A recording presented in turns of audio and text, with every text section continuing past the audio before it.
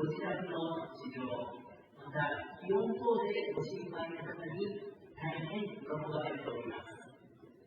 また、朝9時から夕方5時までの間でメディカルも可能です。メモリアルモールというのは、東武東上線上福岡駅より徒歩10分の場所にあります。大変アクセスが良好です。また、大型の駐車場も完備いたしておりますので、愛用者の方に大変喜ばれております。また、施設見学、事前のご相談を無料にて随時承っておりますので、ぜひご利用ください。当時のことから立花総裁にお任せください。24時間365日連続に対応いたします。ありがとう。